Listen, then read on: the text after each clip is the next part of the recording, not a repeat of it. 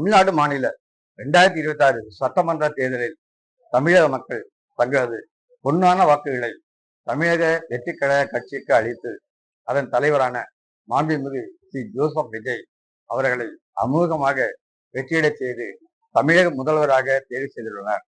சுறுசுறுப்பான உடல்வாகு, பல நாடுகளுக்கு சென்ற அனுபவம், இளம் வயது, அதற்கு மேலாக அரசியல் புரட்சி செய்து தமிழகத்தில் பல மாற்றங்களை செய்வார். மக்கள் குறைகள் உடனடியாக தீர்க்கப்படும் என்கிற அதீத நம்பிக்கையை அவர் மீது இளைஞர்கள் வைத்துள்ளனர். அதன் பிரதிபலிப்புதான் இந்த வரலாறு காணாத வெற்றி. புதிய முதலமைச்சராக பொறுப்பேற்ற தமிழக முதல்வர் ஜோசப் விஜய் அவர்களுக்கு எமது அகில இந்திய மனித உரிமை சமூக நீதி கூட்டமைப்பு மற்றும் எமது ஊடகம் சார்பாக வாழ்த்துக்களை தெரிவித்துக் கொள்கிறோம். தமிழ்நாடு மாநில முதலமைச்சருக்கு அறிவார்ந்த குடிமக்களின் கோரிக்கை மற்றும் கருத்துக்கள். சமூக அக்கறை கொண்ட குடிமக்களின் இந்த கருத்துக்கள் நமது தமிழக முதல்வர் நல்லாட்சி புரிய மக்கள் குறைகள் தீர உபயோகமாக இருக்கும் என்பது எங்கள் நம்பிக்கை. முதல் தலைப்பாக போதை இல்லாத தமிழகம் மற்றும் போதைப் பொருட்களை ஒழிக்க நல்ல கருத்துக்களை கூற வருகிறார் டாக்டர் ஈஸ்வரன் அருணா, சைக்காலஜிஸ்ட். அனைவருக்கும் வணக்கம். என்னோட பேர் அருணா, மனநல ஆலோசகர், managing director of Jeevaraksha mental health wellness centre. So கடந்த 17 வருடங்களாக இந்த மதுபோதை மறுவாழ்வு மையம் நடத்திட்டுருக்கேன். இப்போ கரண்ட்டு சுச்சுவேஷன் பார்த்திங்க அப்படின்னா நிறைய போதைக்கு அடிமையாகி இருக்காங்க. ஸோ அதிகமாக பார்த்திங்கன்னா ஸ்கூல் குழந்தைங்க, காலேஜில் படிக்கிற குழந்தைங்க, ஸோ அந்த மாதிரி நிறைய பாதிப்புகள் வந்து இப்போ உண்டாயிருக்கு. அதனால் நிறைய மனநல பாதிப்புகளுக்குள்ளேயும் போகிறாங்க. இதனால் அவங்களோட வாழ்க்கையே வந்து கேள்விக்குறியாக தான் இருக்குது. ஸோ நிறைய இப்போ வந்து மாணவர்கள் பாதிக்கப்படுறதுனால அது வந்து சமுதாயத்துக்கே வந்து ஒரு பெரிய அழிவாக தான் இருக்கும். ஸோ அதனால் நம்மளோட இப்போ புது கவர்மெண்ட்டில் வந்து இந்த போதை ஒழிப்புக்காக நிறைய விஷயங்கள் பண்ணுறதா சொல்லியிருக்காங்க. அன்பு சகோதர சகோதரிகளே, மது போதை இந்த பிரச்சனை வந்து தனி மனித பிரச்சனை அல்ல, இது ஒரு சமூக பிரச்சனை. இன்றைக்கி ஆயிரங்காலத்து ஆலமரம் போல் அதன் வேர்கள் பறந்து விரிந்து உலகம் முழுவதும் இருக்குது. இது சாதாரணமாக அழிக்க அந்த அளவுக்கு வளர்த்து விட்டாச்சு. என்ன இது வந்து எல்லோரும் சேர்ந்து ஒருங்கிணைந்து சமூக சேவர்கள், அரசு அதிகாரிகள், பொதுமக்கள் அனைவரும் சேர்ந்து இயக்கமாக செயல்பட்டால் தான் இந்த மது போதையை நாம் ஒழிக்க முடியும். துரித நடவடிக்கை குறித்த சிறந்த கருத்துக்களை கூற வருகிறார் பேராசிரியர் முனைவர் டாக்டர் சம்பத் ஐயா அவர்கள். அன்னை தமிழுக்கு முதல் வணக்கம். குழுமியுள்ள அனைவருக்கும் என் மறுவணக்கம். இயற்கையின் சீற்றம். இயற்கையின் சீற்றம் என்பது அறிவித்து வருவதில்லை, அது இயற்கையாக வருவது. சான்றாக சுனாமி எனப்படும் ஆழிப்பேரலை, நிலநடுக்கம், கொரோனா போன்ற கொடிய நோய், இவைகளெல்லாம் திடீரென தோன்றி மக்களை அச்சுறுத்தும், பல அழிவுகளை ஏற்படுத்தும். அவைகளை நாம் முன்னெச்சரிக்கையாக தடுக்க இயலாது. என இயற்கையின் சீற்றத்தை வந்த பின்புதான் உணர்வோம். என வருகின்ற பொழுது எச்சரிக்கையாக இருந்தாலும் அந்த அழிவை ஏற்படுத்திவிட்டுத்தான் செல்லும். அந்த சமயங்களில் அரசு மிக விழிப்புணர்வாக இருந்து சில விழிப்புணர்வை ஏற்படுத்தும் கருத்துக்களை சொல்லும். அதனை நாம் செவிமடுக்க வேண்டும். அந்த சமயங்களில் மீட்பு படை வரும், பேரிடர் மீட்பு குழு வரும். அந்த குழுவிற்கு உறுதுணையாக நம்முடைய இளைஞர்களெல்லாம் உறுதுணையாக இருக்க வேண்டும். நம்முடைய அமைப்பில் இருக்கக்கூடிய இந்த சமூக நீதி கூட்டமைப்பில் இருக்கக்கூடிய ஏராளமான தன்னார்வம் உள்ள இளைஞர்கள் நிறைய பேர் இருக்கார்கள். அவர்களெல்லாம் அந்தந்த பகுதியில் இந்த இயற்கை சீற்றம் வருகின்ற பொழுது மக்களுக்கு உறுதுணையாக இருந்து உதவி செய்ய வேண்டும். அரசு கவனமாக இருக்கும். ஏனென்றால் அப்பொழுது அரசுடைய முழு கவனமும் பேரிடர் காலங்களில் மக்களுக்கு உதவி செய்வதற்காக தான் இருக்கும். ஏனென்றால் முறை செய்து காப்பாற்றும் மன்னவன் மக்களுக்கு இறை என்று வைக்கப்படும் என்று வள்ளுவர் கூறுவார். அப்படி அரசாங்கம் உதவி செய்கின்ற பொழுது இளைஞர்களும் கூடவே இருந்து அந்த மீட்பு குழுவுக்கு உறுதுணையாக இருந்து உதவி செய்வார்களே ஆனால் அந்த மீட்பு பணி சிறப்பாக இருக்கும். மக்களும் விரைவில் அந்த இடர்பாட்டிலிருந்து நலம் பெறுவார்கள். விழிப்புணர்வுடைய வீரியமிக்க இளைஞர்கள் முன் வருவார்களே ஆனால் மக்களுக்கு அரணாக இருந்து அரசாங்கத்திற்கு ஒரு உறுதுணையாக இருந்து அந்த மீட்பு பணி சிறப்பாக செயல்பட உறுதுணையாக இருப்பார்கள். எனவே இந்த பேரிடர் காலங்களில் மீட்பு பணியில் இளைஞருடைய சேவை அளப்பரிய சேவையாக இருந்து நம்முடைய மக்களை பாதுகாக்க வேண்டும் என்று கூறி வாய்ப்பளித்த அனைவருக்கும் நன்றி கூறி, எங்கள் பேச்சும் எங்கள் மூச்சும் எங்கள் இனமும் எங்கள் மொழியும் முத்தமிழ் என்று முழங்குக முரசே, எங்கள் வாழ்வும் எங்கள் வளமும் மங்காத தமிழ் என்று சங்கே முழங்கென்று கூறி வாய்ப்பளித்த அனைவருக்கும் நன்றி கூறி விடைபெறுகிறேன். நன்றி, வணக்கம். முதியோர் நலன் பாதுகாப்பு குறித்து பேச வருகிறார் டாக்டர் பி. லட்சுமி அவர்கள். அனைவருக்கும் வணக்கம்.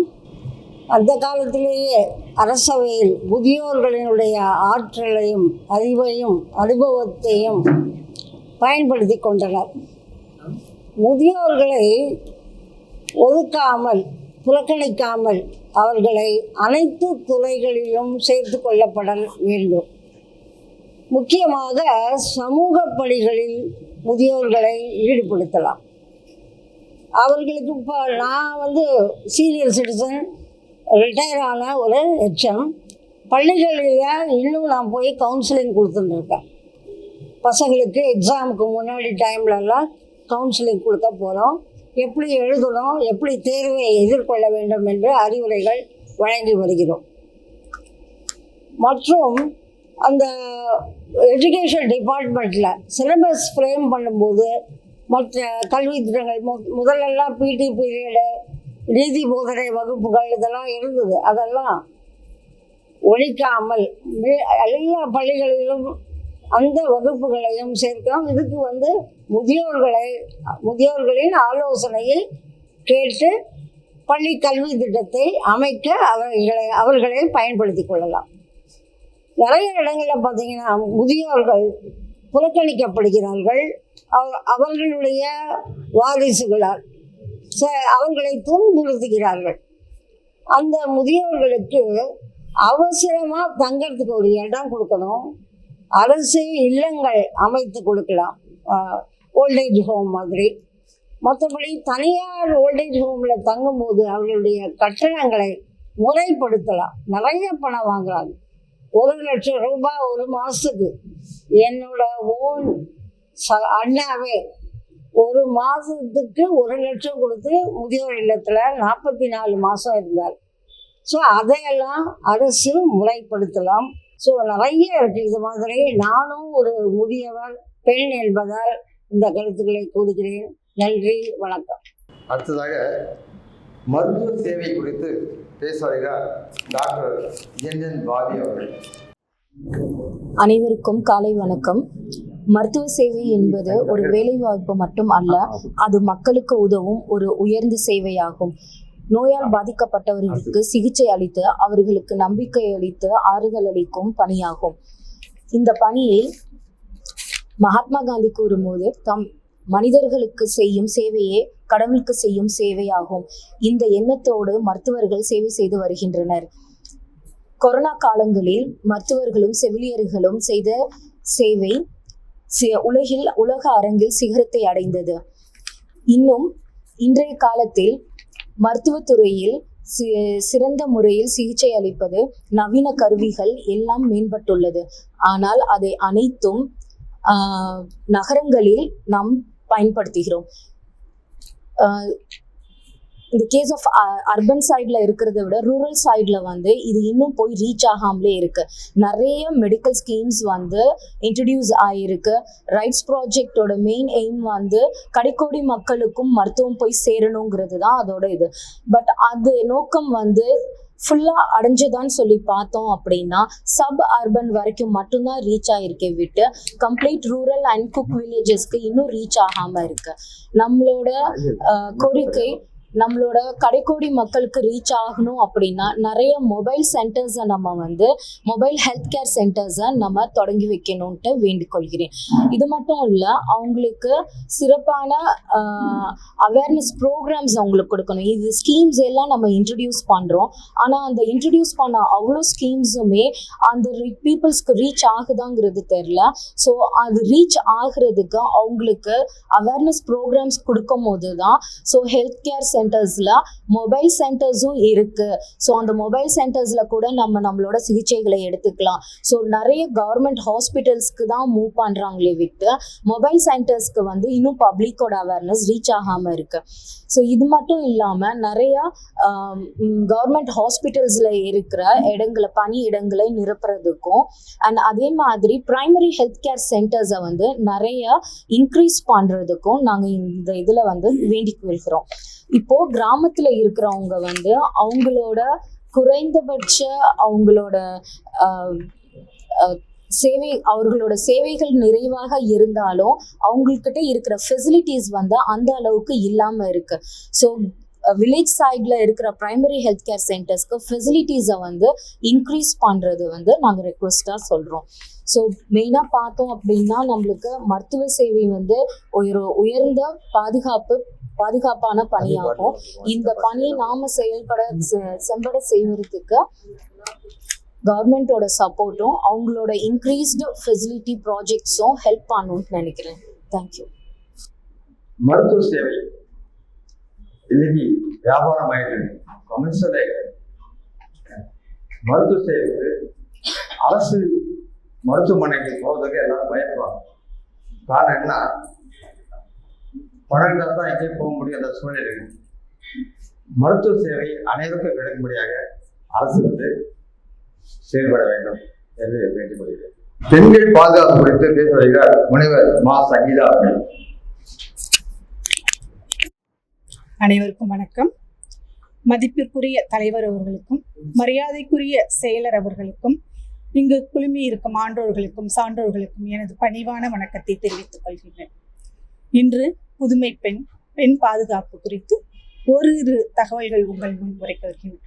ஆரம்ப காலத்தில் பார்த்தோமையானால் நமது சமுதாயம் தாய்வழி சமுதாயமாகத்தான் இருந்து வந்தது. அதன் பிறகு கால வெள்ளத்தில் ஆற்றங்கரை நாகரிகங்கள் பெருக பெருக நாகரிக சமுதாயம் உயர்ந்தது. அப்பொழுது ஆண்கள் வெளியில் வேலைக்கு செல்ல ஆரம்பித்தார்கள். பெண்கள் வீட்டில் இருக்கக்கூடிய குழந்தைகளையும் ஆணிரைகளையும் பாதுகாக்கக்கூடிய மிகப்பெரிய பொறுப்பு வகித்து வந்தார்கள். அந்த காலகட்டத்தை தொடர்ந்து நாகரிகங்கள் பெரிய காலகட்டத்தில் ஆணாதிக்கங்களுடைய எண்ணிக்கைகள் அதிகமானது, பெண் அடிமைத்தனமானது வீட்டில் அதிகரித்தது. அதை கண்ட பாரதியார் சொல்கிறார், பெண் அடிமையை மீட்டு கொணர வேண்டும், நிமிர்ந்த நன்னடை, நேர்கொண்ட பார்வை, நிலத்தில் யாருக்கும் அஞ்சாத ஞான செருக்கு வேண்டும் என்று விரும்பினார். அந்த ஞான செருக்கை இன்று இங்கு இருக்கக்கூடிய அனைவரும் கிட்டத்தட்ட ஒரு 70% மேல் அடைந்து விட்டார்கள் என்று சொல்லலாம். கல்வியில், பொருளாதாரத்தில், மனித நேயத்தில், அனைத்து துறைகளிலும் பெண்கள் சாதித்து வருகிறார்கள். இந்த நாடு பொருளாதாரத்தில் மட்டும் வளர்ந்து வரவில்லை, பெண்கள் முன்னேற்றத்திலும் பள்ளியில் தொடங்கி கல்லூரி பல்கலைக்கழகம் வரை பெண்கள் அனைத்து துறைகளிலும் சாதித்து வருகின்றார்கள், சாதனை படைத்து வருகின்றார்கள். அப்படி இருக்கக்கூடிய சூழ்நிலையில் இன்னும் இங்கொன்றும் அங்கொன்றுமாக இல்லாமல் பாலின சமுதாயம், பெண்ணடிமை கொடுமை அங்கும் ஒன்றும் இங்கொன்றுமாக நாள்தோறும் நடைபெற்று கொண்டுதான் வருகின்றது. இந்த குறைகளை எல்லாம் இன்னும் இல்லாமல் செய்ய வேண்டும் என்பதுதான் நமது நோக்கமாக இருக்கிறது. இன்று கடந்த வாரத்தில் பார்க்கின்ற பொழுது எங்கள் கல்லூரியில் திருச்சியில் போதை ஒழிப்பு மாபெரும் பேரணியானது நடைபெற்று வந்தது. இதில் கிட்டத்தட்ட பல்லாயிரக்கணக்கான மாணவிகள் அதில் கலந்து கொண்டார்கள். அதில் புதுமை பெண்ணாக நான் பார்த்தது என்ன என்றால், சிங்கப்பெண் என்று சொல்லக்கூடிய ஒரு சீரும் சிறப்புமாக சீருடை அடைந்து நடைபெற்று வந்த காட்சியை நான் காணும் பொழுது பாரதி கண்ட புதுமை பெண்ணாக தான் அவர்களை பார்த்தேன். இந்த நிலைமை குக்கிராமங்களிலும் இருக்க வேண்டும். பெண்களுக்கு ஏதோ ஒரு இடத்தில் ஏதோ ஒரு சிறு இன்னல்கள் வந்தாலும் கூட அங்கு அவர்கள் ஓடிப்போய் அவர்களுக்கு உதவி செய்ய வேண்டும் என்று கூறி இந்த நாடு அனைத்து துறைகளிலும் வளர்ச்சி பெற்று வருகின்றது. அது வளர்ந்த சமுதாயமாக மாற வேண்டும். பெண்ணடிமை தீர வேண்டும். பெண்கள் அனைத்து துறைகளிலும் முன்னேற்றம் பெற வேண்டும் என்று அனைவருக்கும் இந்த நேரத்தில் கோரிக்கை வைத்துக்கொண்டு நல்லது ஒரு வாய்ப்புக்கு நன்றி பாராட்டி இடம் சார்கிறேன். நன்றி, வணக்கம். இன்னைக்கு நம்ம தமிழக அரசு பெண்கள் சிங்கப்படை அப்படின்னு ஒரு படையை உருவாக்கியிருக்காங்க. எல்லாரும் பாடத்தக்க விஷயம் வந்து பெண்கள் வந்து பாதுகாப்புன்றது இப்போ இன்றைக்கு நேற்று மட்டும் இல்லை, தொன்று நடந்துட்டு தான் இருக்குது. சமீபத்தில் சில வருடங்களுக்கு முன்னாடி ஒரு சிறு குழந்தை காஷ்மீர்ல பாலியல் கொலை கொல்லப்பட்டது. அப்போ நெருமையாக பெண் வந்து பஸ்ஸில் இருந்து அவர் கொடுமை செய்து தூக்கி எறிஞ்சிருக்காங்க அப்படின்னு. இதெல்லாம் வந்து இப்போ வெளிவர காரணம் என்னன்னா, இன்னைக்கு மீடியா ரொம்ப பிரபலமாயிடுச்சு, ரொம்ப சுறுசுறுப்பா இருக்குது. சமூக ஊடகங்கள் அவங்களுக்கு நம்ம நன்றி சொல்லணும். வெளியே நிறைய இந்த மாதிரி விஷயங்கள்லாம் வெளியே வராது. பெண்கள் பாதுகாப்பு அப்படின்னு நம்ம சொல்ல போனா நம்ம ஒவ்வொருத்தருமே பெண்கள் விழிப்பா இருக்கணும். ஒரு நெட்வொர்க் அமைச்சுக்கணும். குடும்ப தலைவர்கள், ஃப்ரெண்ட்ஸ் வட்டங்கள்ல, அலுவலகங்கள்ல எந்த நேரமும் தனக்கு பிரச்சனை ஏற்படும்போது உடையாம தொலைபேசி மூலியமாக தொடர்பு கொண்டு தன் பிரச்சனையை தெரிவிக்கணும். அதே மாதிரி நம்ம பாதுகாப்பா இருக்கணும். தனியா போகும்போது பின்னாடி யார் வராங்க, வீட்டில் போகும்போது தனியா போகக்கூடாது. யாராவது துணை கழிச்சு போகணும், இல்லை கொஞ்சம் பொறுத்திருந்து மக்கள் இடமாட்டா வரும்போது போகணும். அது மாதிரி நாமும் பாதுகாப்பாக இருக்கணும். நம்ம பெண்களை வந்து நம்ம பாதுகாப்பா கொண்டு செல்ல வேண்டியது நம்ம எல்லோருடைய கடமை. அடுத்ததாக இது வந்து ஒரு நல்ல ஒரு நிகழ்ச்சி. இந்த மாதிரி நம்ம கருத்துக்கள் சொல்லும் பொழுது இது அரசியல் கவனத்துக்கு, பொதும கவனத்தை கொண்டு செல்லப்படுகிறது. இளைஞர்கள் வருங்காலத்துல பேச முன் வரணும், வெட்கப்படக்கூடாது. நாங்கள் வாய்ப்பு கொடுக்குறோம், நாங்கள் வாய்ப்பு யாருக்கும் உதய மாட்டாங்க. ஒரு சில வருடங்களுக்கு முன்னாடி ஒரு நிகழ்ச்சியில குழந்தைங்களெல்லாம் கூப்பிட்டு பேச வச்சாங்க. அப்போ அந்த மேடையில வந்து ஒரு சிறிய ஒரு பையன் ரொம்ப ஆர்வத்தோட பேசுகிறதான் அவன் செய்தி தள்ளி விட்டான். கண்ணால பார்த்தேன், என்னடா இது, இந்த அளவுக்கு ஒரு ஜாதி வரி மத வரி நம்ம நாட்டில் இருக்குது அப்படின்னு சொல்லி என்ன பண்ண. அதுக்கு வந்து இளைஞர்கள் வந்து பேச நிறைய வாய்ப்பு கொடுக்கலாம். இந்த மாதிரி வாய்ப்பு யாரும் கொடுக்க மாட்டாங்க, அதை பயன்படுத்திக்கோங்க. இளைஞர்கள் வந்து நல்ல பேசக்கூடிய ஒரு திறமையை வளர்த்துக்கணும். லஞ்ச ஊழல் குறித்து யாராவது பேச வரீங்களா? யாராவது பேச இது இருக்குது, ஆர்வம் இருக்குதா? அம்மா பேசுறாங்க, அம்மா டாக்டர் அமலபுராணி அவங்க பேசுவாங்க. லஞ்ச ஊழல் குறித்து இப்ப ஐயா சொன்ன மாதிரி இப்ப வந்திருக்கிற அரசுலயும் லஞ்ச ஊழல் ஒழிப்போம் அப்படின்லாம் சொல்றாங்க. கோடிக்கணக்கில் அதெல்லாம் ஒரு பக்கம் இருக்கட்டும். இந்த லஞ்ச ஊழல் அப்படின்னு சொல்லும் பொழுது பாத்தீங்கன்னா 2 விதமா இருக்கு. ஒண்ணு வாங்கிறது, இன்னொன்னு கொடுக்கறது. வாங்குறது எப்படின்னு கேட்டீங்கன்னா இப்ப கோடிக்கணக்கில் சொல்லிட்டு இருக்காங்க இல்லைங்களா, மக்களுக்கு தெரியாது. 1000 பக்கத்துல எத்தனை சைபர், 10,000 பக்கத்துல லட்சத்துல எத்தனை சைபர்னு தெரியாது. அதையும் தாண்டி சைபர் போயிட்டு இருக்கும். இந்த கொடுக்கறதுன்னு ஒண்ணு இருக்குல்ல, தன்னுடைய வேலைகள் முறையா வரும் பொழுது அது செயல்படுத்தினா போதும் அப்படின்னா பரவாயில்ல. இப்ப 10 பேர் நிற்பாங்க லைன்ல, உங்க 10வது ஆளா இருப்பாங்க. 10 ரூபா கொடுத்தா நான் முதல் ஆளா போயிடலாம். நான் மக்கள் தரப்புல இருந்தும் சொல்ல வரேன். வாங்குறவங்க மட்டும் இல்லை, கொடுக்கறதும் தப்பு தான். ஆனா நான் 10 ரூபா கொடுத்தேன்னா முதல் ஆளா போய் நின்றலாம். அந்த மாதிரி குறுக்கு எண்ணங்கள்லாம் தோன்றதால என்ன ஆகுது, இந்த லஞ்சம் 10ல இருந்து 100, 100ல இருந்து 1000 அப்படி பெருகிட்டே போகுது. முதல்ல அதுவும் தவிர்க்கப்பட வேணும். வாங்குறதும் தப்பு, கொடுக்கறதும் தப்பு. முதல்ல நாம கொடுக்க கூடாது. ஐயாவுடைய நம்ம அமைப்புல ஐயாவுடைய விஷயங்களே இதுதான். எதா இருந்தாலும் நீங்க லீகலா போங்க, நேர்மையா போய் கேளுங்க. 50 ரூபா கொடுத்து வாங்கிடலாமா, 100 ரூபா கொடுத்து வாங்கிடலாமா, அந்த மாதிரி கொடுக்கறத முதல்ல குறைங்க. இந்த அரசு இந்த தெருவோரங்கள்ல, சிக்னல்ல இந்த மாதிரிலாம் பிச்சை எடுத்துட்டு இருக்கு. பிச்சை எடுக்கிறவங்கன்னு இருக்காம நம்ம நாட்டுல எல்லாமே உழைக்கலாம். உழைக்கிறவங்க அவங்கவுங்களுக்கு கொஞ்சம் கொடுத்து அவங்கள பராமரிக்கலாம். இந்த விஷயத்தையும் கண்ணோக்கி கொண்டு வரணுன்றது இந்த அமைப்பின் சார்பாக, எங்க சோசியல் ஜஸ்டிஸ் அமைப்பின் சார்பாக நாங்க இதை உங்க முன்னாடி கோரிக்கை வைக்கிறோம். லஞ்ச ஊழல் எங்கிருந்து ஆரம்பமாகுது? நம்ம வீட்டுல இருந்து ஆரம்பமாகுது. நம்ம பையன் வந்து ஒரு கடையில ஒரு பொருள் வாங்கிட்டு வந்தா அவன் கால் வலிக்கு சொல்லுவான். உடனே நம்ம என்ன பண்றோம், சரி அது 20 ரூபாய் எடுத்துக்கலாம் அப்போ அவன் போடுறோம் இல்லையா. நம்ம வீட்டுலேயே நம்ம வந்து லஞ்சம் உருவாக்குறோம். நம்ம அரசாங்கத்தை சொல்றோம், நம்மளும் ஒரு காரணம். இப்போ அடுத்ததாக கோயிலுக்கு போறோம். நாங்க வடநாட்டுல இருந்து திருப்பதிக்கு நிறைய கும்பல் துணிச்சு வரோம், பணக்காரங்க போலீஸ் வரணும். அப்ப நண்பர் ஒருத்தர் வர்றாரு, क्या कहा जा रहे हो, बाबा जी जैसे जा रहा हूँ। अच्छा क्या बात है, 5 लाख ये महीने में थोड़ा फायदा ज्यादा मिला है, ஒரு 5000 ரூபாய் எனக்கு 5 லட்சம் ரூபாய் எனக்கு அதிகம் கிடைச்சிருக்குது. அதனால நான் தரிசனம் போய் காணிக்கை போட்டு வர போறோம். அப்ப என்ன அது கோயில் கடவுள இருந்தோம், கோயில இருந்து நம்ம லஞ்சம் கூட அதிகமாகும்.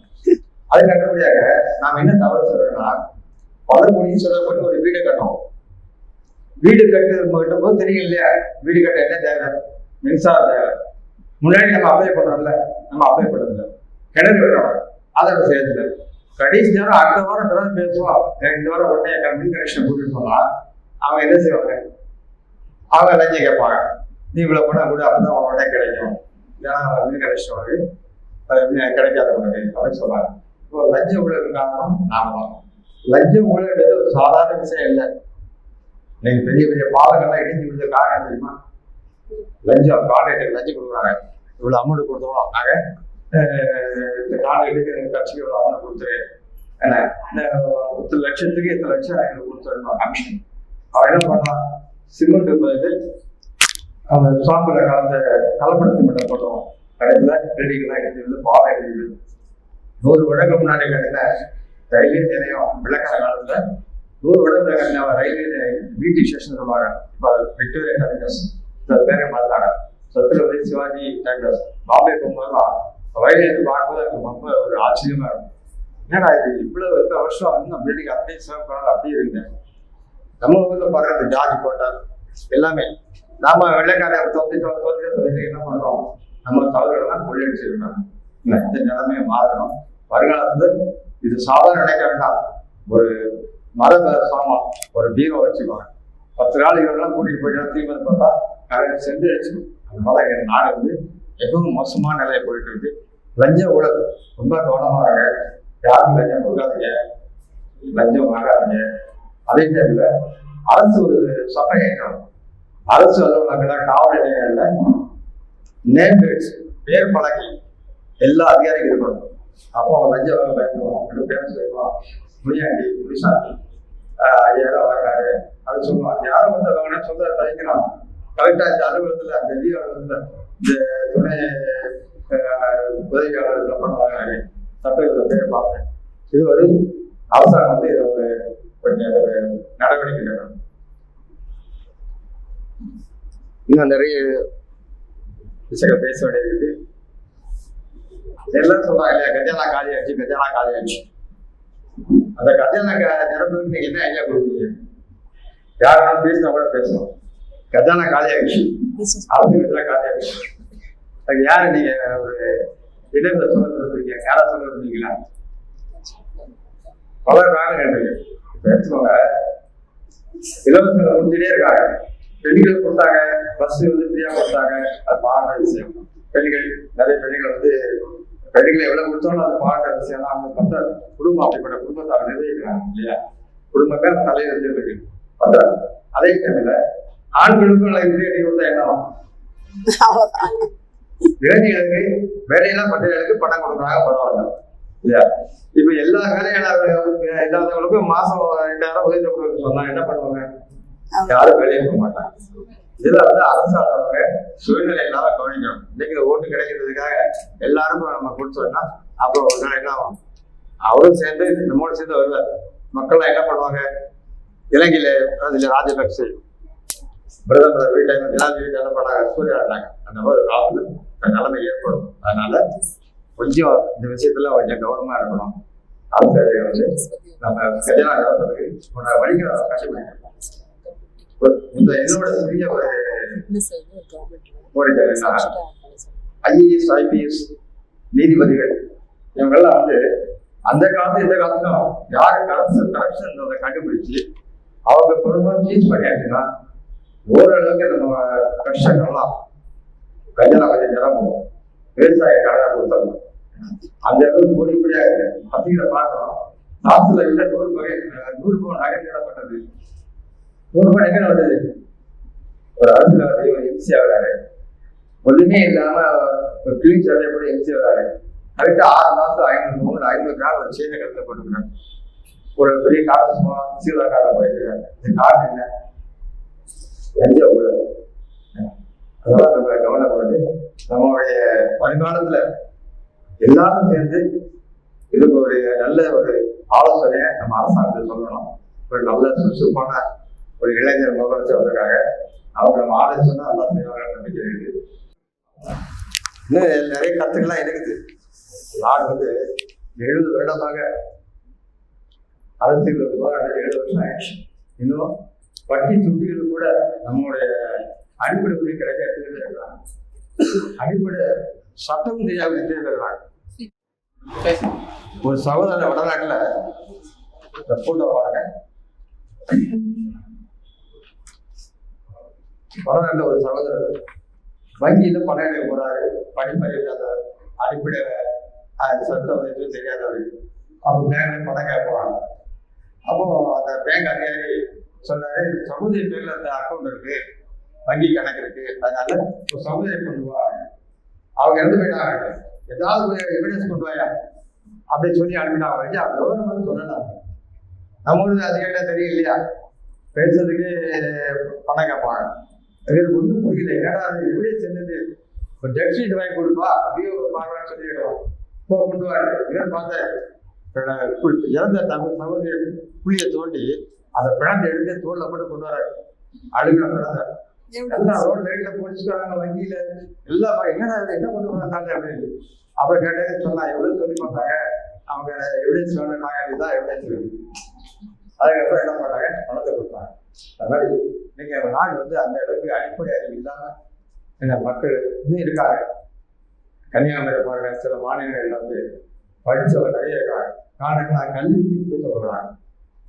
செல்வி தீபா அவர்கள் உடல்நலம் பேணுதல் ஹெல்த் பற்றி ஒரு ஆவணம் சொல்றாங்க. அனைவருக்கும் வணக்கம். நான் Deepa Thilagar, steel heart fitness studio managing பார்ட்னராக இருக்கேன். அது மட்டும் இல்லாமல் சர்டிஃபைட் ஃபீமேல் இன்ஸ்ட்ரக்டராகவும் இருக்கேன். இப்போ ஃபிட்னஸ் ஸ்டுடியோங்கிறது இப்போ வெயிட் லாஸ்க்கு மட்டும் இல்லை, ஹெல்தி லைஃப் ஸ்டைல் ப்ளஸ் உங்களுக்கு மென்டல் ஹெல்த், இன்ஜுரி ப்ரிவென்ஷன், இந்த மாதிரி விஷயங்களுக்கும் யூஸ்ஃபுல்லாக இருக்கிறதுக்கு பெஸ்ட்டு ட்ரைனர்ஸ் கொடுத்துட்ருக்காங்க கோச். இந்த ஃபீல்டு உங்களுக்கு பள்ளியிலே ஒரு தொழிற்கல்வியாக இருந்தது அப்படின்னா ஃபிட்னஸ் ஃபீல்டுக்கு மட்டும் இல்லை, நம்மளோட சமுதாயமே ஒரு ஹெல்தி லைஃப் ஸ்டைலுக்கு வரதுக்கு யூஸ்ஃபுல்லாக இருக்கும். இதை நம்ம தமிழ்நாடு கவர்மெண்ட் கிட்ட ஒரு ரிக்வெஸ்ட்டாக வச்சுக்கிறேன். From social justice peace and legal organisation. Thank you. வணக்கம், நான் மனோகரி பேசுகிறேன். புதிதாக பொறுப்பேற்ற அமைச்சரவைக்கும் வணக்கம். நான் வேளாண்மை துறை நம்ம நாடு ரொம்ப பின்தங்கி இருக்குது. அது முன்னேற்றத்துக்கான வழிகளை ஆராய்ந்து அதை செய்யணும். ஏரி, குளங்கள், ஆறு அவைகளெல்லாம் தூர்வாரி அவைகளெல்லாம் ஆக்கிரமிப்புகளையும் எடுத்து நல்ல ஒரு வழி செய்யணும். வணக்கம், நன்றி. சமுதாய நிறுவனத்திலே கலந்து மக்களோடு மக்களாக வாழும் ஜனநாயகத்தின் 4வது தூண்களான ஊடகத்துறையினர்கள், 5வது தூண்களான சமூக சேவகர்களாகிய நம்மை போன்றோர் மக்கள் அன்றாடம் படும் துன்பங்களை நன்கு அறிவார்கள். மக்களின் குறைகளை மாண்புமிகு தமிழக முதலமைச்சர் பார்வைக்கு கொண்டு செல்ல இந்த மக்கள் சந்திப்பு அறிவார்ந்த குடிமக்கள் கோரிக்கைகள் மற்றும் கருத்துக்கள் கூறும் இந்நிகழ்ச்சி தமிழக முதலமைச்சரின் கவனத்திற்கு செல்லும் என்று நம்புகிறோம். தமிழக முதல்வர் மாண்புமிகு சி. ஜோசப் விஜய் அவர்கள் ஆட்சிக்கு வந்த 1 மாத காலத்திலேயே லஞ்சம், ஊழல், ரவுடிசம், போதை ஒழிப்பு போன்ற குற்றங்கள் மீது தக்க நடவடிக்கை எடுத்து வருவதை பொதுமக்கள் மிகவும் பாராட்டுகின்றனர். மூத்த குடிமக்கள் நலன் காக்க இதுவரை எந்த அரசும் செய்யாத ஒரு சேவையை இந்த அரசு செய்திட வேண்டும். வாரம் ஒரு முறை ஏதாவது ஒரு சமூக கூடத்திற்கு அவர்களை வரவழைத்து அதிகாரிகள் அவர்கள் குறைகளை கேட்க வேண்டும். அவர்கள் பாதுகாப்பு, உடல்நிலையை பரிசோதிக்க வேண்டும். ஓய்வூதியம், ரேஷன் பொருட்கள் அவரவர்கள் வீடு தேடி சென்று கொடுத்து உதவ வேண்டும். இந்த திட்டத்தில் மூத்த குடிமக்கள் அனைவருக்கும் முழுமையாக பயனடைய வேண்டும் என்பது பலரின் கோரிக்கையாக உள்ளது. பொதுமக்களின் இயல்பு வாழ்க்கை பாதிக்கக்கூடிய சில சம்பவங்கள் காலகாலமாக நடந்து வருகின்றது. அதை தவிர்ப்பதற்கும் அதற்கான மாற்றுத் தீர்வை காணவும் இதுவரை யாரும் முயற்சி செய்ததாக தெரியவில்லை.